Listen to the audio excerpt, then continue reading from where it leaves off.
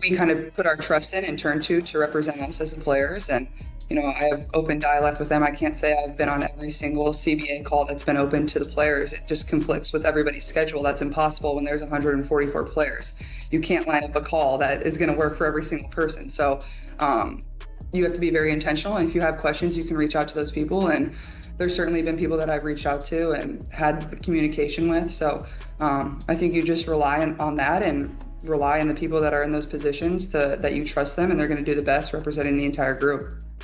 In the volatile billion-dollar arena of corporate public relations, there exists a well-known survival tactic often used by the most experienced chief executives, commonly called plausible deniability.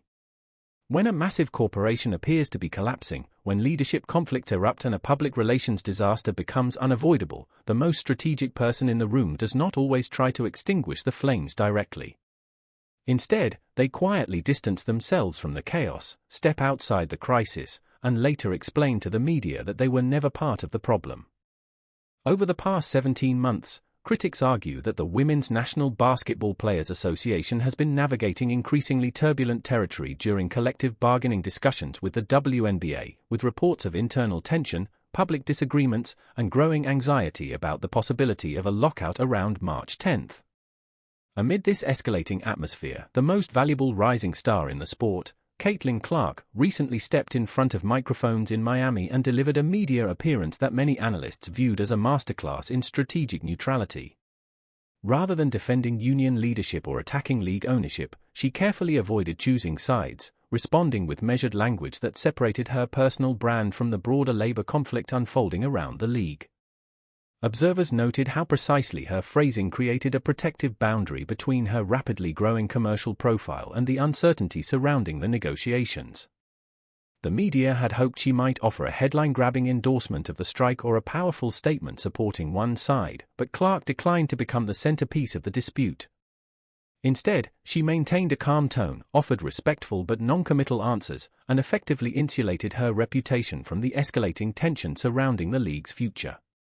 In a moment when every comment could be interpreted as political leverage in a high-stakes negotiation, her decision to remain strategically detached demonstrated a sophisticated understanding of how modern athletes must navigate the intersection of sports, business, and public perception.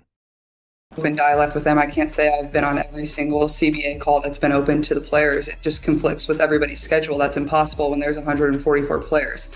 You can't line up a call that is going to work. When Caitlin Clark explained to reporters that she had not been on every collective bargaining call available to players because coordinating schedules among roughly 144 athletes is nearly impossible, the remark sounded simple on the surface but carried deeper strategic meaning.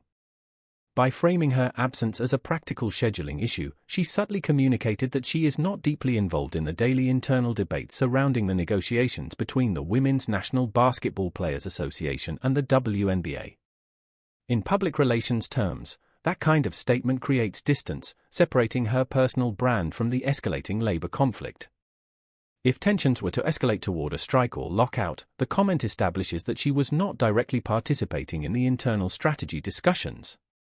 Instead, her focus remains on basketball itself and on preparing with USA Basketball for international competition, including upcoming qualifiers connected to the FIBA Women's Basketball World Cup.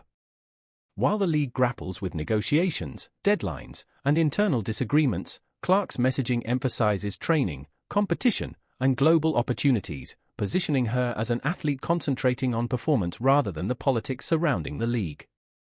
Very, very small numbers, so getting to play in just this World Cup qualifier obviously is a huge honor within itself, and I know getting to put on the jersey will be super special, and these are the teams I watched growing up, my favorite. When Caitlin Clark said that wearing USA's across her chest is an incredible honor, the comment symbolized more than simple pride. It reflected the expansion of her influence onto the international stage.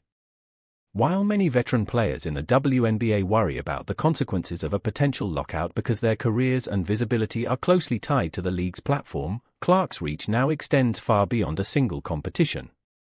Through opportunities with USA Basketball and events connected to the FIBA Women's Basketball World Cup qualifiers in Puerto Rico, she continues to remain visible on a global stage even while league negotiations dominate headlines.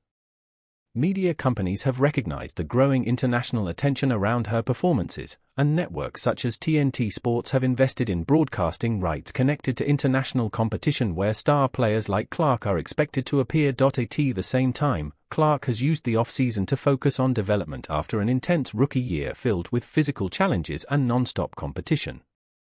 Her first professional season required an immediate transition from a deep college run straight into the pro schedule, leaving little recovery time. The months away from the spotlight have allowed her to rest, rehabilitate, and refine her training routines. For elite athletes, that period is rarely passive. It often involves strength conditioning, biomechanical adjustments, and strategic preparation aimed at improving durability and performance. As she returns to the court with renewed energy, many around the basketball world are watching closely to see how that preparation translates into the next stage of her career. But more than anything, just really excited. I know how much work and how much time I've put in to make sure my body's as healthy as it can be, and to get back not only to a point where I feel like I'm myself, but I feel like I'm even better than, where I was at the beginning of last season. And I started off the season. When Caitlin Clark explained that she had invested enormous time and effort to make sure her body was as healthy as possible, and that she now feels even better than she did at the start of last season, it sent a powerful message across the basketball world. Her rookie campaign in the WNBA was already remarkable despite the fatigue and physical toll that came from transitioning almost immediately from a deep college postseason into the professional schedule. She was hitting long-range shots, controlling games offensively, and breaking records even while managing the exhaustion that comes with such a demanding stretch. Now, after months dedicated to recovery and training, she believes her physical baseline has improved beyond where it once was. During the off-season, Clark focused on rebuilding strength, improving stability, and refining the mechanics that power her shooting and playmaking. Elite athletes often use that window to strengthen their core, enhance lower body balance, and fine-tune the kinetic chain that drives speed and accuracy in their movements. By controlling her schedule and limiting unnecessary risk, she concentrated on conditioning, skill development, and recovery instead of constant competition. That disciplined preparation is intended to translate into sharper performance when she returns to high-level play. If the improvements she described show up on the court, opponents across the league may be facing an even more efficient and confident version of a player who was already among the most difficult offensive threats to defend. Obviously a ton of that, but there's, you need to just go out there and play pickup and play 5-on-5 with the guys, or play threes, and just trying to get my lungs in the best shape I possibly can without really playing a competitive game. When Caitlin Clark explained that part of her off-season preparation involved playing full 5-on-5 pickup games with men simply to keep her conditioning at the highest level without entering formal competition, it highlighted a training method many elite players quietly rely on. Practicing against athletes who often possess greater speed, strength, and vertical explosiveness can push reaction time, ball handling precision, and decision-making to a much higher level. In that type of environment, every hesitation can result in a turnover, so players are forced to sharpen their processing speed and spatial awareness. By putting herself through those intense, high-tempo workouts during the winter rather than constant public competition, Clark focused on conditioning, endurance, and refining the mechanics of her game. The idea behind this kind of preparation is that when she returns to the pace of the WNBA, the game may feel slower and more controlled because she has been training in faster, more physically demanding situations. At the same time, the league itself continues to face uncertainty surrounding labor negotiations between ownership and the Women's National Basketball Players Association, with the March 10th deadline becoming a focal point of attention. While those negotiations create tension across the sport, Clark's public messaging has largely remained focused on preparation and competition.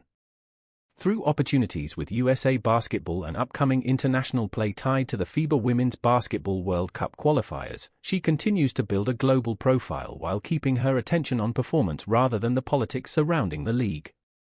For many observers, that combination, disciplined off-season training and careful public communication, illustrates how a rising superstar can navigate both the competitive and business sides of modern professional sports while maintaining focus on the game itself.